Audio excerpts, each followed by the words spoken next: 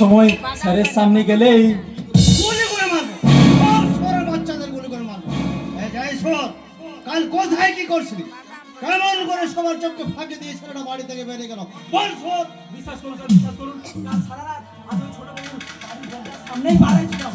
মাথাতে ওই চিন্তা লেগে গেছিল, এমন সেই সময় সেই সুযোগে এরকম হয়তো। এরা যদি হারে যায়, তোদের আমি কেটে টুকরো টুকরো করে দেবো। যেখান থেকে যেমন করে হোক ছোট বাবুকে আমি ঠিক খুঁজে নিয়ে আসবো। ঠিক ওকে আমি 24 ঘন্টা টাইম দিলাম, এর মধ্যে খুঁজে না পারলে ওকে আমি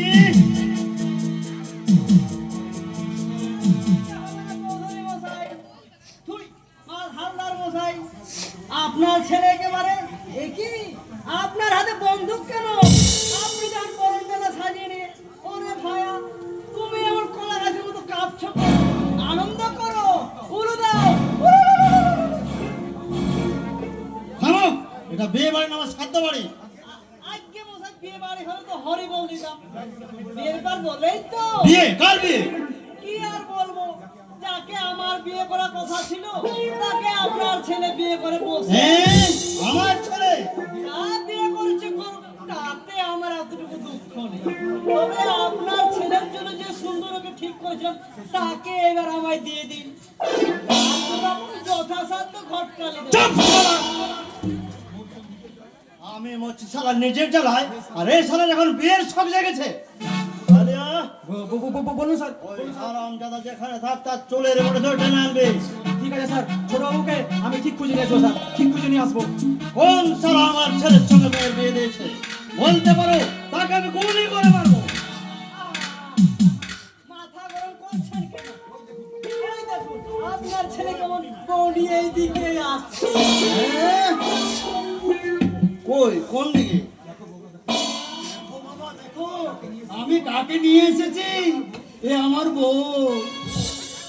হ্যাঁ গো, বউ বউ, ও বউ, আমার আমার বাবাকে প্রণাম করো। দাঁড়াও, কোন অধিকারে তুমি বাড়িতে এসেছো? আমার স্বামীর দেওয়া সিঁদুরের অধিকার। মিথ্যে কথা।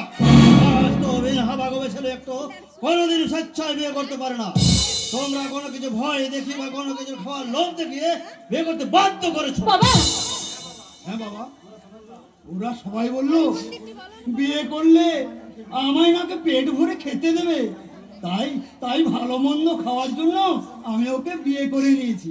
চুপ কর হতো ভাগা। বিয়ে করছিস ভালো করছিস, এবার ওকে ওখান থেকে তাড়িয়ে দে। দাঁড়াবেন কেন, দাঁড়াবেন কেন? ওরা আমায় দিয়ে দিন, আমি ঘরে নিয়ে যাই। কথা নারী কি না? না, আমার বউকে আমি কাউকে দেবো না। ও শুধু আমার কাছেই থাকবে। তাহলে আবার কি, ছেলে যখন বায়না করেছে আপনি বরং বউ ভাতের আয়োজনটা করে ফেলুন।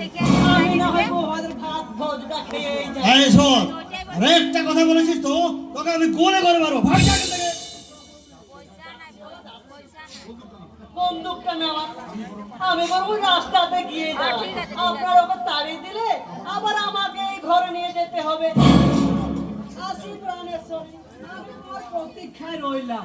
এই মেয়েটা, তুমি এখান থেকে যাবে কি না, না তোমার চুলের উপরে ধরে দাঁড়াবো? না না বাবা না, বহু চোখের জলে বুক ভাসে আমি একটা আশ্রয় পেয়েছি, আপনি আমাকে তাড়িয়ে দেবেন না বাবা।